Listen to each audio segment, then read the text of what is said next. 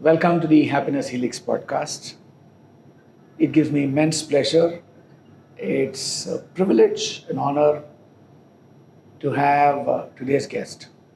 When I thought about today's guest and I called him and I said, I call him Anna. So I said, Anna, I'd like you to consider being a guest of the podcast. Well, his response summarizes all that he is. He said, why me? What have I done? So, without any further ado, our guest today is Dr. JS Bhuvaneswaran, eminent cardiologist, director of the PSG Super Specialty Hospitals. I've got a interesting introduction and I want to read it out. He's got multiple years of experience. He's the director of this PSG Super Specialty Hospital. Came from a village, Gobichettipalayam, and then went on to be first a doctor, medical doctor, cardiologist, outstanding, outgoing student in every single institution that he studied in. And what is unique about Dr. Bhuvaneswaran is his holistic, multifaceted approach to medicine and health. He's got multiple awards, and I'm not going to be speaking about all of that. He's also an accomplished stage singer. He's got a philanthropic organization that he uses to help those who are less fortunate across all segments of society and all age groups. So it gives me great pleasure. And today we're going to be talking about not just medicine, not just the heart, but how the heart, the brain, the stomach, and all of this can lead to somebody living a fulfilled, happy life. And yes, Dr. Bhuvaneswaran has been a TEDx speaker, and he has spoken on the topic of identity, and we'll delve a little deeper into that as well. So, Anna, absolute pleasure to have you on the podcast. Absolutely, Cheenu. I'm very happy that I'm able to do this conversation with you. First of all, thank you very much for. I actually look at it in a very different perspective. I look at it as a self-exploration because many a times, you don't get time to sit and think about what you have done or what you have been doing. So if somebody asks me like, okay, what are you doing? I think it's an avenue of an opportunity for me to really express. So obviously the brain, mind, intellect connect will be full. And I really look forward, honestly, because I'm looking at purely as an extemporary. I've come blank. So you can hit with any questions, anything which I think to my context I will answer. Absolutely. I think, the moment you said it, the first thing that came to my mind was Roger Federer's talk right now that he had given at a university. And he said something very interesting. He said, one thing that people say about Roger Federer is that he makes it, it's so effortless. And he said, it used to irritate me or something to that extent. When he said, there's a lot of effort that goes into making it seem effortless. So I think when you say that, I've come without any preparation, I think your life journey has been the preparation. I think the preparation has been the fact that you've had all these roles that you've played and you've accomplished so much, excelled at so many things. First question. I did some research in terms of, what are some anecdotes that I can check. I did do my spying or sleuthing to find out some juicy tidbits. The one thing that you also mentioned in your TED talk was that, I came from a village. I studied in a Tamil medium school and I landed up in Stanley Medical College. Yes. And it was all in English. Yes. Right? And sort of struck a chord with me. that there are so many people they only look at what they are today, who they are today, what they've accomplished. They see only the accomplishments. Like Roger Federer, I'm sure that you had to do a lot of things to make it seem so effortless. So first, how was the journey? Were you a studious student right from young age, or were you like me, where you used to take it easy? I'm certain you didn't, because I was very clear I wouldn't do medicine. I was very clear I wouldn't do engineering, because it required a lot of commitment and a lot of hard work. So, what was your journey like? Um, as you correctly said, I hail from, I wouldn't call it as a village, it's a small town because, we take pride in saying it's a town rather than a village, slightly above. The place is called as Gobichettipalayam, which is around 90 kilometers from Coimbatore, where now we are sitting. And I come from an agricultural family. So honestly, I was brought up in a joint family situation.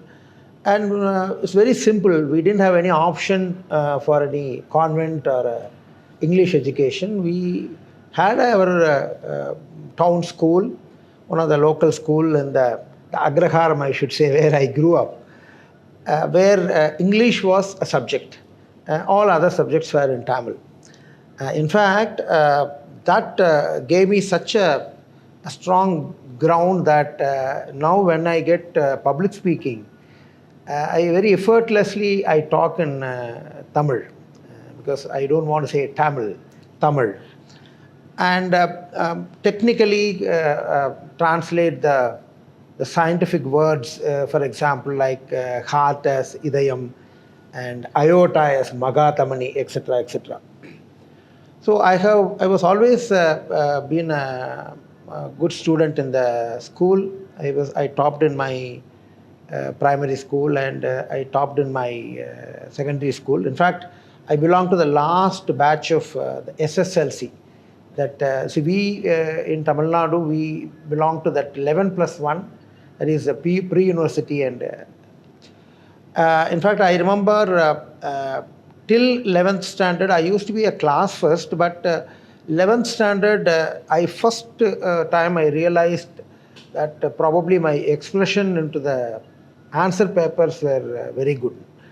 Why I say this, I always, whenever I was asked to write an answer to a question, and even in school, I used to draw diagrams and to just say that these diagrams are sometimes of my own. So I realized that these things gave me confidence that I could do well. So schooling wise, it was a very, very typical, like what you probably see in some of this R.K. Narayan stories. It was a typical village life, excellent well swimming, coconut tree climbing, mango picking, mango plucking. And interestingly, I was very active as a school actor, in fact, actress. I was always given a girl's robe and a girl's role, except probably once I played Nehru Mama.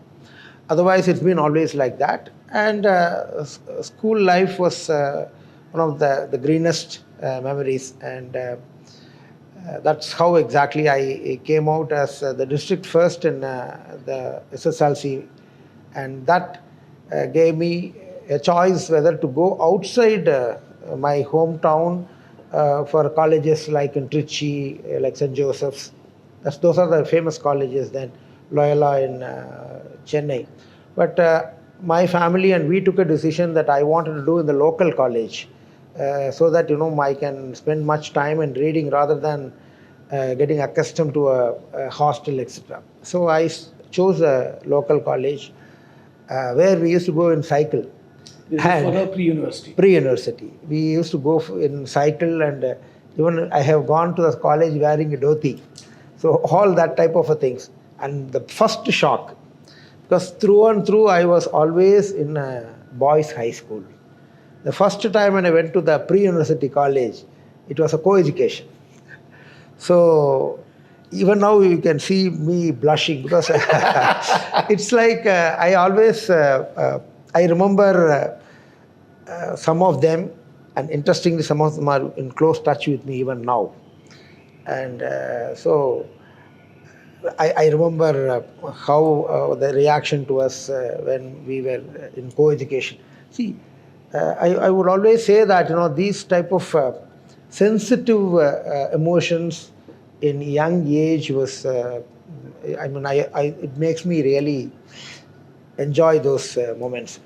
And pre-university was really sort of a. I did extremely well. Again, I came out very well in the pre-university marks, and that time the selection of to MBBS was purely based on the marks. So there was no entrance or anything. It was purely based on the marks. And if I remember correctly, I had for the pre-university, I had almost 98% in all the major subjects.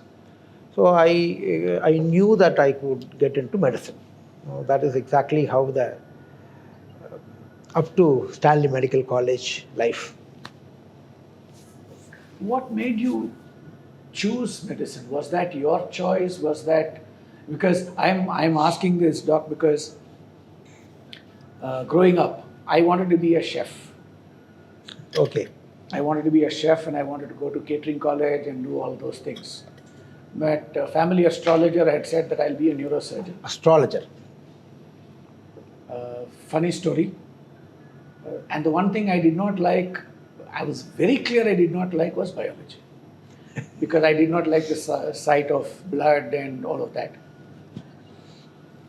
So I'll complete the story. I actually ended up becoming a chartered accountant. And my mother and I, we went to see this family friend, astrologer, and take his blessings. He blessed me and he said in Tamil, he said, you should have become a neurosurgeon. How did you become an accountant? So for me, in the family, they all wanted me to take up medicine. I didn't want to. In your case, was it something that you chose? Was it part of the family thing? Were you very clear that, this is what I want to do? In fact, I fondly remember, and some of my friends also remember, that I used to play doctor when I was in 5th and 6th standards. I used to give them injections and with that dummy stethoscope, auscultation, a few occasions. But honestly speaking, I was very good in biology. As I was telling you, I could draw the diagrams well, and I liked science much more than mathematics. So I was very clear that I wouldn't take something which will take me to the mathematical side. That was in the school. The soul and the important person who wanted me to become doctor is my mother. My mother was so insistent on my brother becoming a doctor, honestly, to start with. So she was really, she was a very staunch Anjaneya Bhakti. So she used to go circumambulate the Anjaneya to the extent that Anjaneya at times even would have felt that why this lady is not leaving me, and till one of her sons probably get medicine. So, but with all that, my brother could not get into medicine because the selection process was such that he couldn't get in. In fact, so that gave a sort of a will and a grit and an integrity for me to really achieve to become a doctor, because my mother was so fond and keen. So the credit goes to my mother for me to have chosen medicine, because honestly, my heart of heart, I wanted to take up agriculture. And but probably, if I remember correctly, it is also science. So and some of my teachers, in fact, the place where I got educated for my pre-university was in Gobi Arts College, where some of the teachers were very encouraging, and they really were telling me that you score a good mark, you will become a good doctor, things of that kind. That led to me to become a doctor. this very interesting that the what you said about small town, joint family, agricultural. I see those values. I'm not able to put a finger and say these are the values, but one of the most important thing that stands out in my interactions with you is the absolute modesty and humility that is very clear for somebody who's achieved so much. And I was happy to walk along with you when you went on your rounds before we were setting up for the shoot. And what I saw in people who interacted with you was respect for sure, but there was a lot of affection. Yes. There was a lot of affection in how they were interacting with you. I'm certain, and we did have a brief chat about some of the things outside, that there are certain basic values that we imbibe when we are growing up. Who were the people whom you model yourself on? And what were some events or incidents? Because with the viewers, if you can share some incidents or events, this is why I'm able to relate to this. For example, when you said, first time I was in a co-education institution, I went back to school. From 10th standard, when I went into 11th and 12th, I was suddenly put in a co-educational atmosphere. And today, people who know me say that, will you ever stop talking? And I tell all youngsters that for the first year, I was quite tall for my class, so I would sit in the last bench on the right-hand side. So the only three people that I ever spoke to were the three people who were sitting in front of me and one by the side of me. I was so shy. I was so insecure. So some anecdotes in terms of what are some events that you remember that made you understand the importance of being grounded, which is why you're so humble and modest, and what were some lessons that you learned that makes you so loved? Immediately as soon as you asked, what came to my mind is my father. In fact, my father obviously had a very humble beginning. He passed that time again 11th standard, and he stopped his education and so he was one person whom I have seen extremely grounded, extremely modest, very humble, empathetic, respectful. And so from my childhood, I have always observed that although I was actually a sort of a little arrogant boy. In fact, I had one important thing in the family which has some relevance to this podcast is I have been like Lord Krishna's story. See, I was born to a set of parents as my biological parents. My father Ramaswamy and my mother Savitri, and I have a brother, my name Balu. So ours is a family like that, and at the age of 6, when I was 6, my mother's maternal uncle, a gentleman who was a senior advocate, a very rich man, a very, very philanthropic man who did not have children, adopted me in the family. So it was a sort of a ritualistic legal adoption which took place in the year 1969. I was born in 63. So when I was 6 years old, I was given adoption to my mother's maternal uncle. It's something, he is my, like a grandfather to me. He was 55 when he adopted me, and I was 6 years old. So I had a set of foster parents.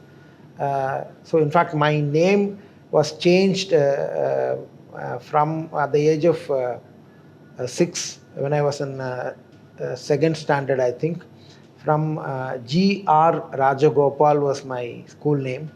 it was changed into JS Bhuvaneswaran. That was happened then. So my foster father was a senior advocate, and I had, in fact, two houses. I was too young to go and live with my foster parents, so I had a very interesting life. I used to be in my biological house where my father. It was a small house with a joint family. My father's elder brother, his wife, his children. So we had about 5, 10, 12 people in the house. So every morning from there, I used to go with my father to my foster father's house. And from there, my father was managing his agriculture. And so from there, I used to go to school, come back to my foster father's house. Evening onwards, again, I'll come back running to see my mother, who is in biological house. So I had a very, I could not understand that time, like, what is this? I had two sets of parents. Everybody have only one set of parents, but I have two sets of parents. And one whom they call me as I'm supposed to be his son is very much older than my father. All these things as a young boy used to go into my mind. And I obviously knew that house where I was born was a very small house. And the house where my foster father lived was a very, very big bungalow. It was almost in an acre. And so all these things were in my mind. And so I had, so why I say these points basically is, emotionally, I always, I realized that, I needed people. And I was, even basically, I realized I'm an emotional person. So seeing my father, my biological father, who's very, very humble, and my foster father, who's highly philanthropic. He's a big dharmatma. He used to educate everybody. Whomever goes to meet him and seeking for something, he will always give them. So I probably brought up with such values where, I have seen my own family doing a lot of dharmas, a lot of weddings, a lot of activities in terms of literal activity. Anybody who was coming to our hometown at that time, let it be Pulavar Kiran or Krishna Premi or Kripananda Variyar or Mukul Lakshmana Narayana Acharya or T.S. Balakrishna Sastri, Anantarama Dikshidhar. I can keep on telling. All of them have been in my house and we have seen them growing. So that way, value system, being grounded, being emotional was very much soaked in me. So what you saw of me interacting with my team or my family is very clear, because if I really like something really in me is that I love people. I always say to forget who you are, what you are. We are all human beings. My love is very boundless, and I am very honest in that.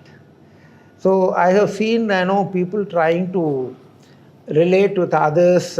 Showing love is different from being in love. So I have really, I love people. And when I look at them, I always hug them, I touch them, I say a few kind words. All these things come from the bottom of my heart. My mother used to be like that. My mother, I remember even the servant maids and all, she will call Kanne, Maniye and all she used to say. So I think I realized that, these are all things which I have imbibed from my childhood. And now, in the world, this current world, people very clearly know that if you have to be successful in life, if you have to be really a place where you are, you need soft skills. So soft skills are definitely, they are the hardest requirement, to be very soft and be communicative, to who can relate with. So these foundations are very, very, and I'm very proud that I'm very honest and sincere in what I am today. credit goes to my background of upbringing. When you were saying all of this stuff, I think something came to my mind. John Lennon, I think it is attributed to John Lennon. He said, "The answer is love. What is the question?" Whatever the question is, the answer is love, right? I think what you said, I think it just echoes that. You've elaborated so much on that. It is about love, it is about kindness, it is about empathy, it is about being human. And again, I underline it has to be honest and sincere. It can't come from the lips. Yes, because I have seen it's like it's one I always one reason why I always liked the actor M.G. Ramachandran. That it had a lot of effect in my mind when I was a boy. I mean, he was a very famous hero at that times, and he became the chief minister. So whenever you talk of MGR, people talk of one thing. Whatever said and done is that his love, his kindness, his consideration. He depicted a lot of such roles in the movies, but even otherwise, people who have moved closely with him knew that how much of dharmam he would love to do, and how much of love and he takes people along with him.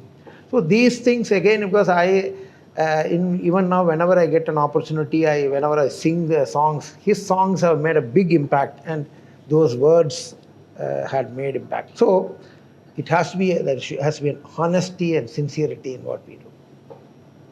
Absolutely, absolutely.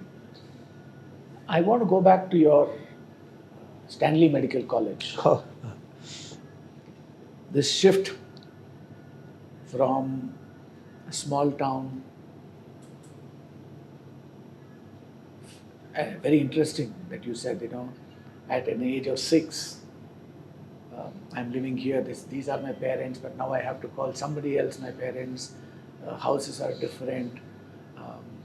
I'm not even going to try to understand what it must have cost to a 6-year-old. Is there anything, I'll come back to Stanley Medical College, but at this point, is there anything that has made a difference to how you live life, how you interact with people, the fact that you went through this experience? Obviously, at age 6, you were not given a choice, right? How has that affected you as a person? How has that both? When I say affected, it's not just it means that it has been a problem. No, how has that made a difference to your life?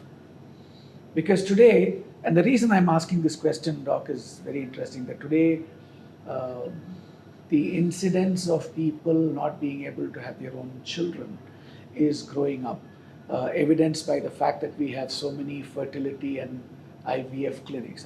You know more Yes. about it than I do. Right?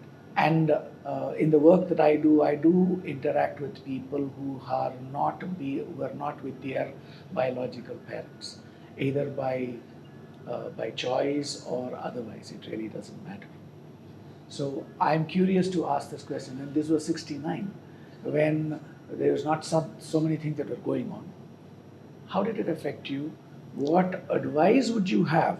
And this is where I'm coming to. What advice would you have for people who are now looking at, it's a very noble thing to do as well in today's world, at taking on an already existing child and making them their own child? What advice would you have for them, and how did it affect you? See, in fact, I vividly remember when that day I was decorated well, I had jewels, I had new clothes. They took me in a car because my foster father had 2 cars, Vanguard, that old Vanguard and Ambassador. Both the cars came and I was taken there to their house where the ceremony took place. But after some time I started some sort of insecurity why my parents gave me to somebody else. And but interestingly, and my biological parents and my foster parents are closely related. As you know, my mother's own maternal uncle, and my father was taking care of the properties of my foster father. So there was a lot of going and coming. So initial phase was that I always felt insecure in the foster father's house. That it's a very big house, a lot of servants, a lot of activity, and somehow at the back of my mind I knew that I am the boy of the house, but I was very uncomfortable. So till I went to my secondary school, I think after ninth standard, if I remember correctly, I started living in my foster father's house. I stopped coming to my biological parents' house regularly and routinely. I used to come only when it's required.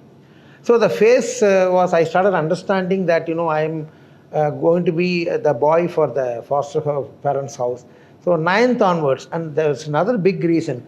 Two of my cousins and I picked up some good friends in that locality. So we, that's adolescent age.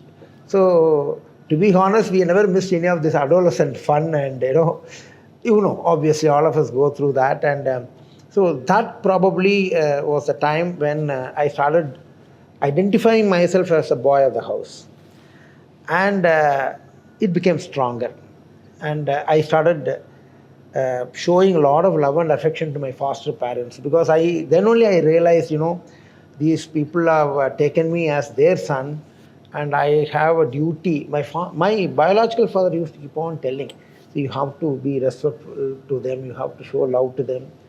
They are older people, they want your love and affection.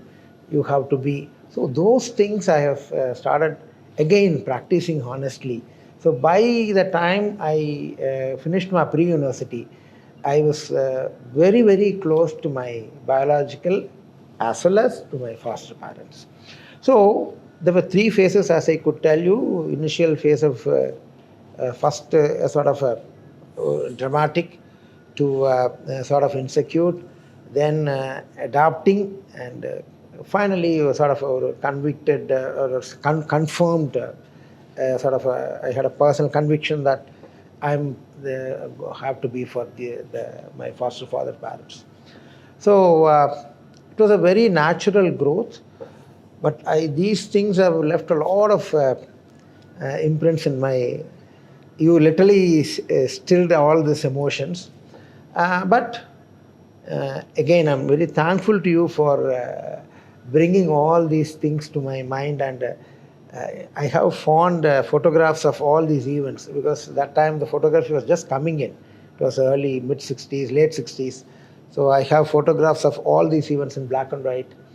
And if I remember correctly, during my Upanayanam was the first color photos came. So I have some color photographs of my Upanayanam, and so I have a habit of preserving these things. I have a excellent collection of all these things, physical archives and now digital archives also. I made everything into digital. I have a hard disk which has all these events, and thanks for asking me that question. See, another question that comes to my mind, like you said, you don't want to prepare for this. I also did some preparation, but then I realized that when we start having a dialogue, a lot of things get prompted by that. This is not something that I'd intended to ask, now I'm asking. You had a situation where both your biological and your foster parents were there, you knew that you had to be there. But today, many a time what happens is that the foster parents have no idea of who the biological parents are. The children have no idea of who their biological parents are. And I don't have any general view on this. I know that it can be difficult for the child, certainly. I know that I work with a few parents who have adopted children, and they are going through their challenges as to how do we, when and how do we communicate.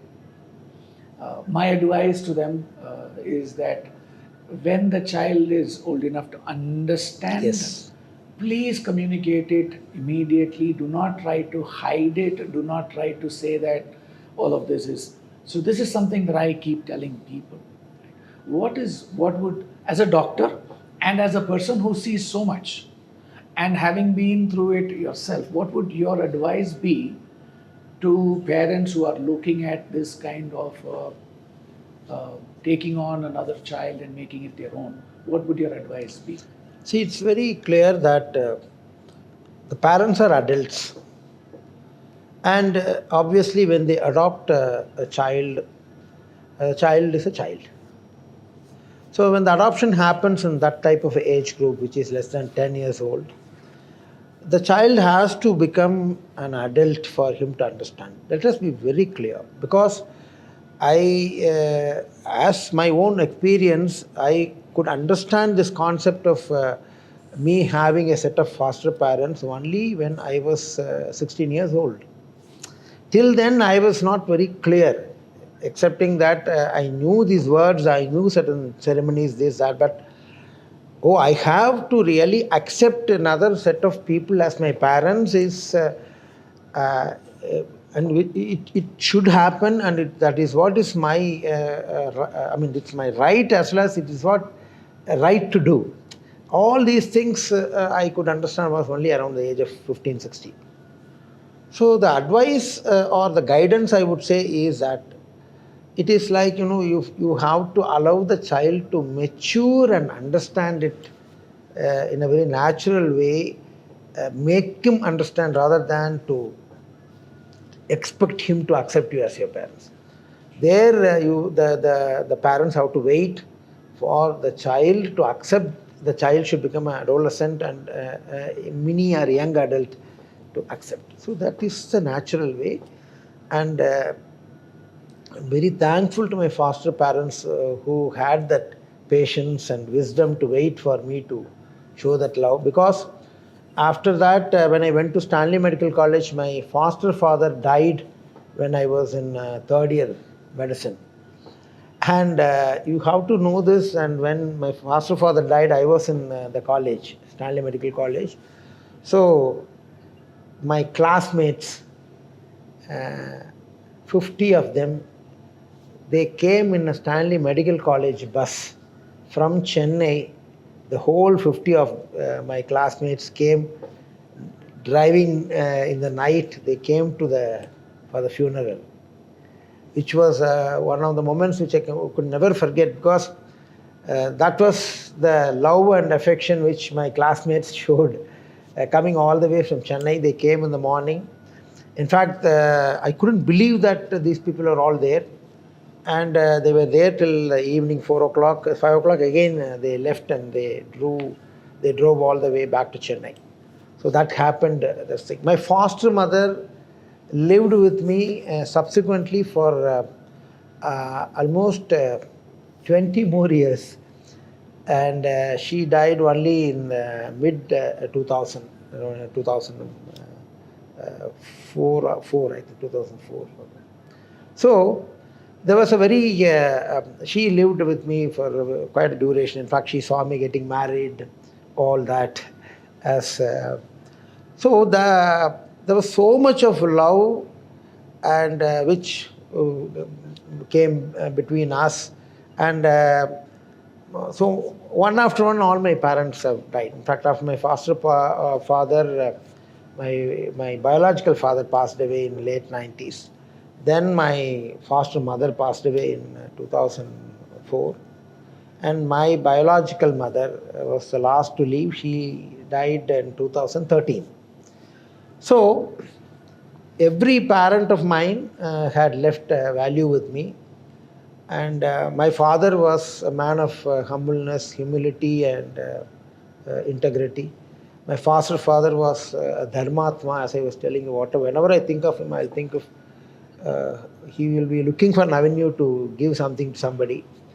My biological mother was a lady of love. She's so full of love. And my foster mother is one thing which I always say. She always say that, you have to share whatever you have. Even if you have one apple, she will cut it into 15 pieces, and she will give one piece to me and other 14 she will give to others. She was so insistent. And she's, again, so everybody has taught me something in that. And so, coming back, natural acceptance of this should happen by the foster parents on an adopted child. So we should go to Stanley Medical College. Which brings me to a very interesting question. I once said, I told my friends and I said, I'm extremely lucky to have great friends. And one of them turned around, looked at me and said, that's because you're a great friend. So my question is therefore, based on that, when 50 people, 50 of your classmates drive through the night, it's not a easy thing in those days as well, to come here. My question is not on the 50 people. What advice do you have to people to be a good friend? If I had to ask you three things that you would give to people, how can you inspire people to be loving towards you and be there for you? Simple thing is that we need to be loving, we need to be there for them. Aside of that, what else would you think is important? Because without relationships, there is no life. What would be your advice? See, in fact, I approach friendship into two lines. There is one is a close friendship, a smaller circle, and a larger circle, a wider friends. The first basic thing which I say for you to have a good friend is it should be absolutely unconditional. So when I say this, I have to remember my close friend, Dr. Babuji, who is very close to me in Stanley Medical College for two reasons. One, as I told you, I am from a Tamil medium and I went to Stanley. I needed a boy, somebody who could talk to me in English. Because my grammatical English knowledge was reasonably good because we had a good English grammar background, basics. But spoken English is zero. So I wanted somebody to talk to me, encourage me, and there Dr. Babuji was one such person. And he taught me another important added value in life is, he always used to tell that if you have to have somebody as your good friend, there shouldn't be a condition. Now, if you like somebody, you want somebody to be your friend because that person is rich, your friendship will just collapse the moment the fellow becomes poor or he doesn't have money. So in that context, so he taught me a value that friendship should be unconditional. And to be very honest, I would say that many of us are coals. We have to get hardened and to get polished to become diamonds. So I always had a liking to imbibe certain things from people. Although it is not a part of my personality or character, if I really like that, I used to start imbibing it, making it to be a part of me to start with, and then it becomes an integral.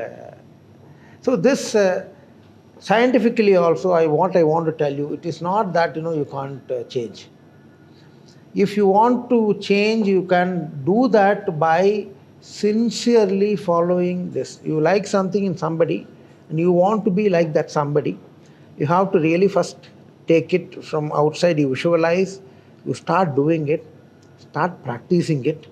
At times, initially, it is not your trait, it is somebody else's trait but do it sincerely, repeatedly. At sometimes it becomes a part of you. So, friendship, he taught me the basics of friendship to me.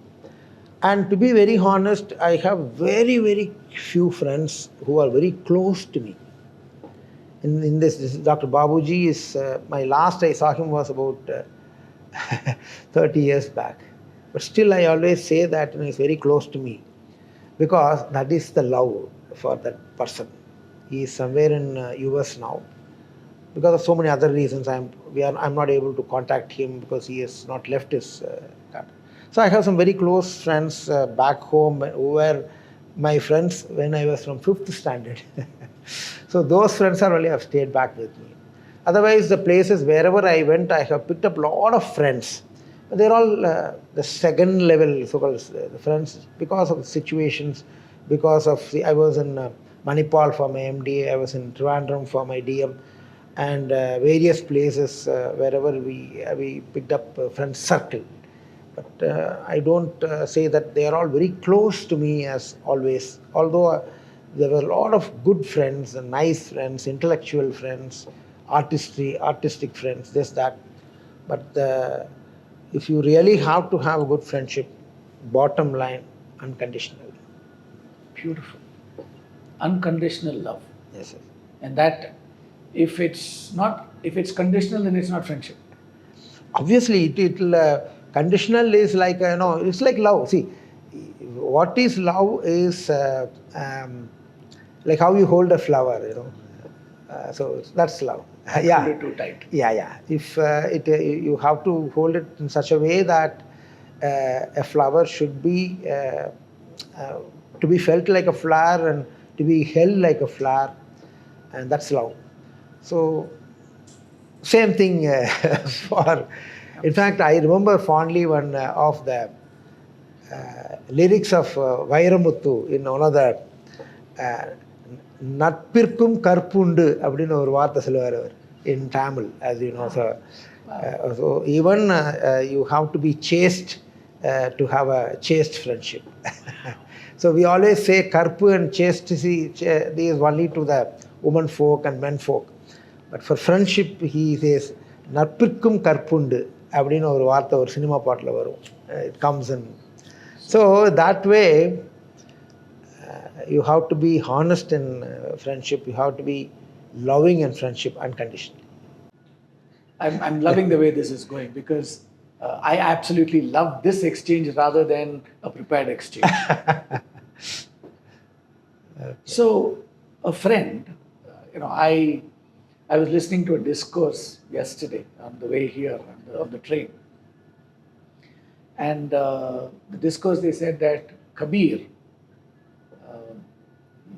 he said, pay somebody, keep your friends very close, but those who curse you, those who criticize you, keep them closer.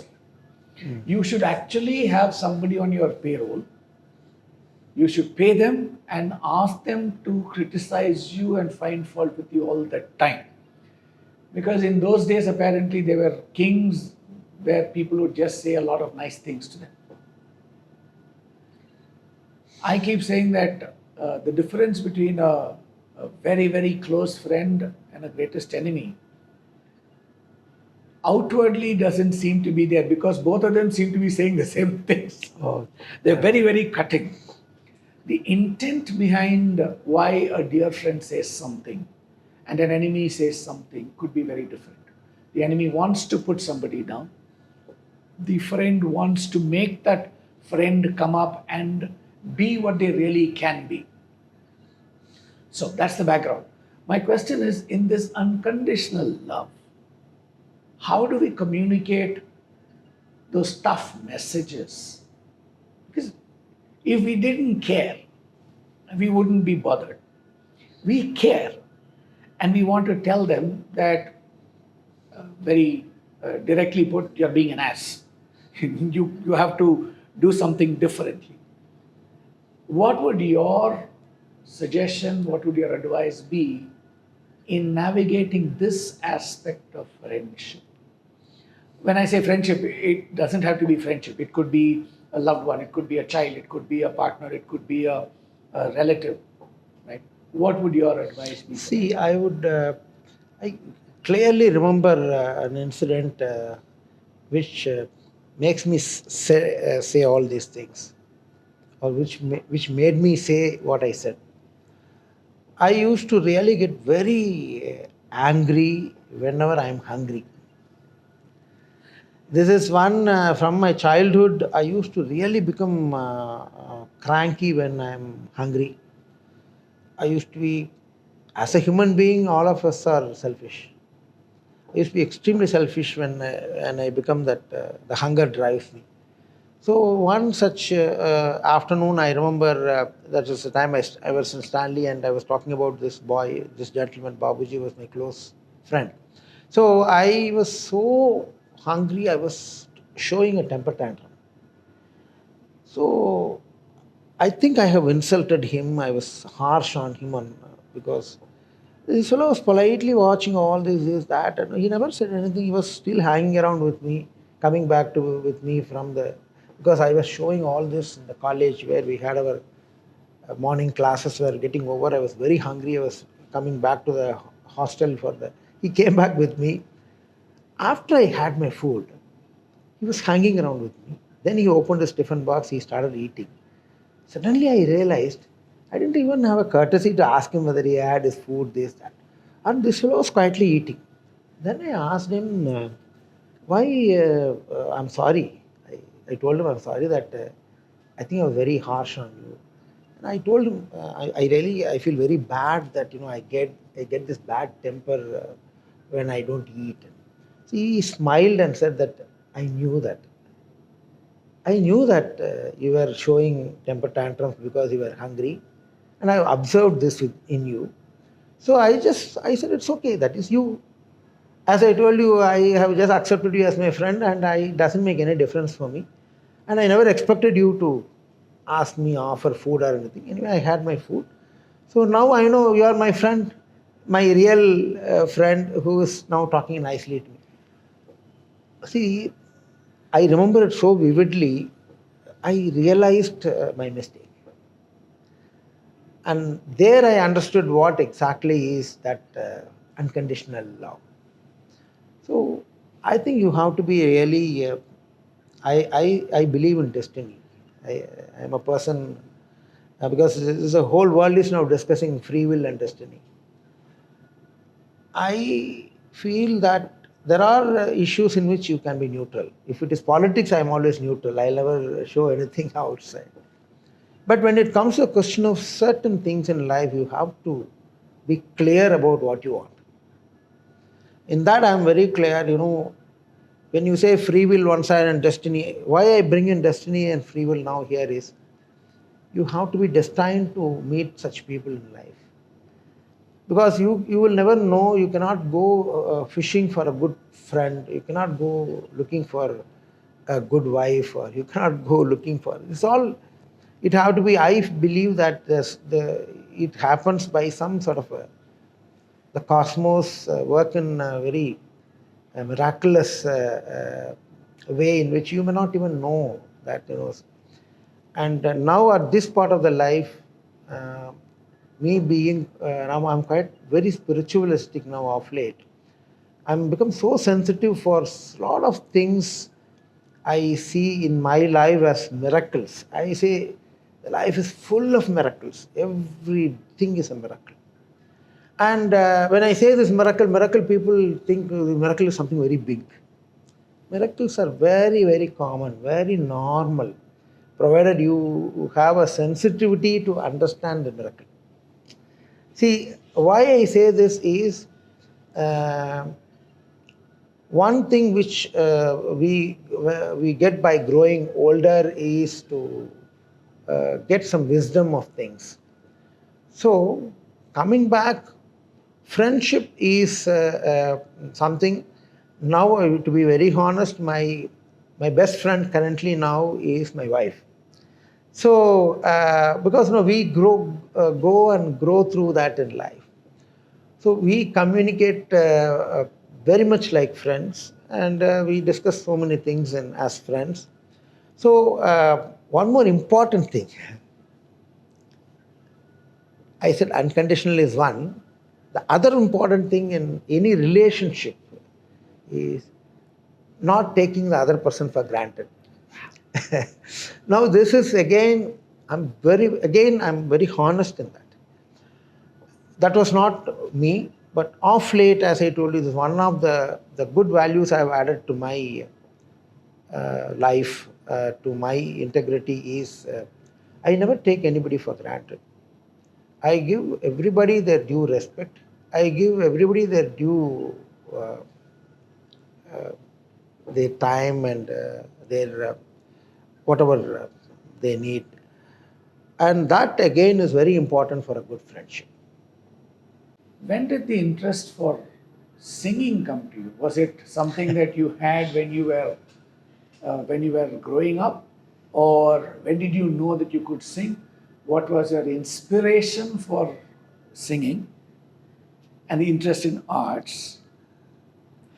Actually, I would honestly say it's not just singing. I'm a born entertainer. That's a better way of putting it. Why I say this? Singing is a part of it. See, I realized it when I was given some small roles as a child till my in my third standard. I played Nehru Mama, like Nehru. They dressed me, and then I was very fair, and uh, people always used to dress me well and do that. In my sixth standard, I became the gypsy lady, Korati. I was one of the that these things are even remembered even now by my teachers who are alive and my classmates. So then in the next year I became I took a role as a lady in a drama plot. The 10th standard again I became Pattumami, the Brahmin lady costume. These so I was really I loved acting. I was to compare even then in small way, and I was one of the major entertainer in all our family trips. I used to sing and dance. So singing, dancing, comparing, these things were all part and parcel of my upbringing. I never had a stage fear. From childhood, I used to do that. My mother was really a very, very good singer, very pleasant singer. In fact, she wanted me to learn music. So she took me to one of my aunts. She was a very good musician. You have to believe me, I couldn't learn more than a week. I ran out because till date, whatever I sing is only Kelvik Jnanam. Like whatever I hear, I'm a sort of a singer, and I knew very clearly that there is some sort of, because I music was very naturally I could sing, I could, but now after over many years of practice, now I can sing to an extent in a reasonable, decent way. So singing, I knew it was there. Probably I was probably born with some thing which could make me a singer. Uh, so it was not just singing, it was entertainment. I used to entertain people, which I continue doing till now. Any circle, whether it is a student circle or relative circle, wherever it is, I don't have any hesitation to make that place vibrant within no time. I can easily entertain people. Stanley was. Did you specialize in cardiology there itself? Did you choose cardiology as a specialty then? No, actually, Stanley Medical College, I pursued my MBBS, which is actually the undergraduation. So the village boy, the town boy who came from a Tamil medium school, learned to speak English in the first 2 years. And I got my first gold medal in fourth year in ophthalmology. And in my final year, I passed out in flying colors with around 16 medals, gold medals. So I was a best outgoing student in Stanley Medical College, which even I never expected, because I knew there are so many of my classmates were quite brilliant, good. But again, in life, one secret which I always tell people, you should know your strengths. Everybody has a strength. These strengths make them win life, make them uh, catch what they want, make them stronger and more focused in what they want. So I realized that in medicine, knowledge is important, communication is very important, expressing the knowledge what you have is very, very important. Now, again, coming back to, I think I told you that I used to draw diagrams. And so this became, so most of the time, whatever you know, because you are assessed by two methodologies in medicine. And one methodology is you have to write answers. So I used to draw beautiful diagrams and I write, and whenever I write, I underline. And so my expression of whatever I knew was probably very good. So that was one of my strengths, which I consolidated. Next one was communication, where you get the viva, wherein they ask you, you have to present a case. Presentation of a case is an art, where you should know how to express, what to express, how to consolidate, and how to put it across. Use the proper words. So all these things gave me a bigger edge than people whom I knew very well were much, much more intelligent, much, much more knowledgeable, who came from various strong backgrounds. Even I couldn't believe that I had, in fact, 3 university medals. I was first in gynecology in the state of Tamil Nadu, and won multiple medals. In fact, finally, I was with around 14, 16 medals. So why I say this is, if I take something as, this is not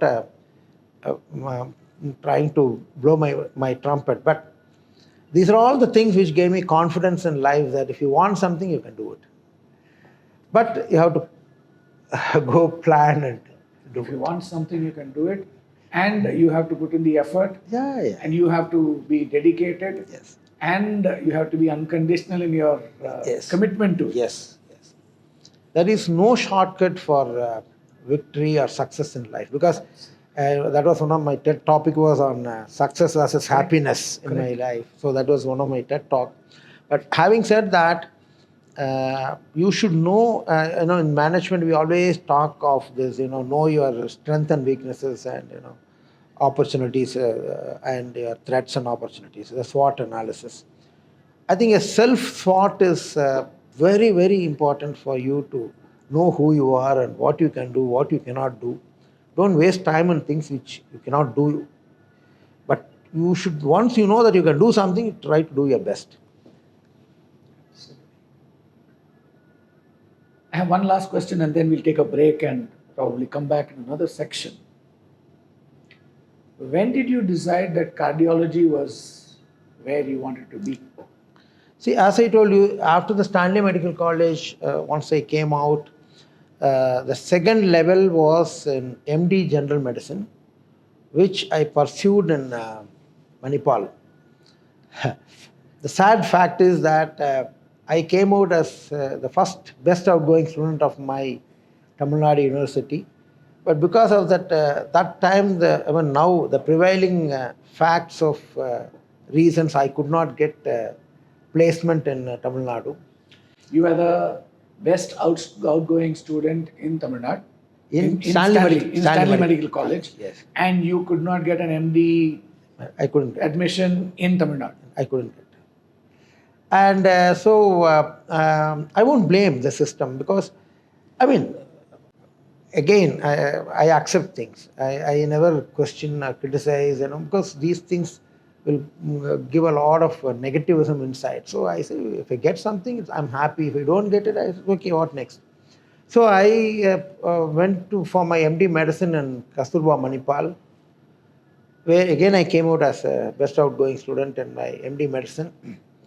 Then I had to appear for the third level, because you should know cardiology in medicine is a third level.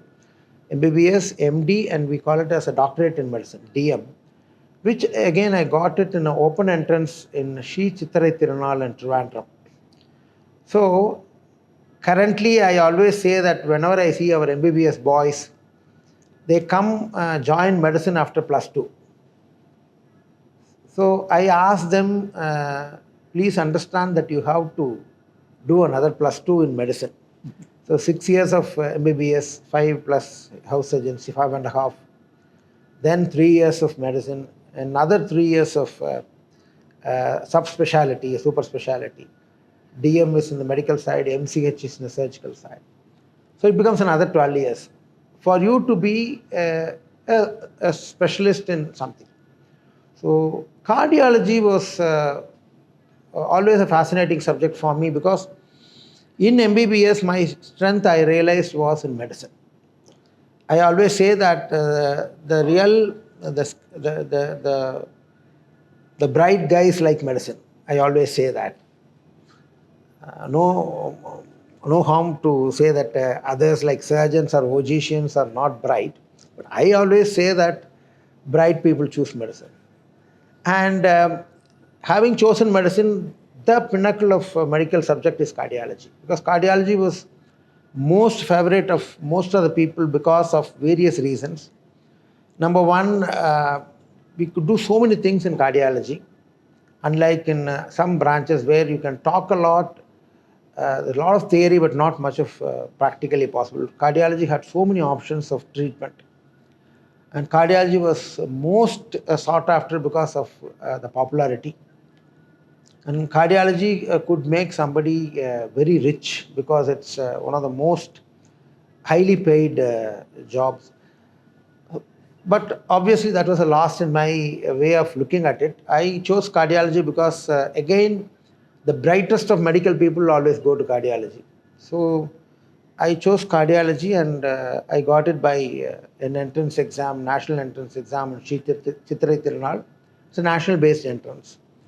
So usually they have only 3 seats and usually about 200, 300 people appear from the national level and 3 of us get selected by methodology of first we write entrance exam, following which they have Viva OC and then the final interview. So again, destiny, God's grace, I got my DM cardiology at a very young age. In fact, I finished my DM cardiology when I was 29. I took everything in one shot from MBBS, MD and DM. So around 28, I was a cardiologist. So I was married by then. I was going to ask you, by the time you also yes, happened to get married as well. Married, and I had both my children. Both the children were born when I finished DM. I had one wife and 2 children. Lovely. I think I'm going to take a break here. I'm just going to recap what we've spoken in this wonderful segment with Dr. Bhuvaneswaran. The importance of grounding values, of being humble, of being modest, of loving people, of being affectionate. And that, like everything else, a relationship, especially a friendship, has to be unconditional. And that if you want something and you really think that you aspire to it, then you need to put in the effort. You need to have, obviously, we need to understand what our skills are, what our strengths are, and we also need to put in the effort and be single-minded in our endeavor to achieve that.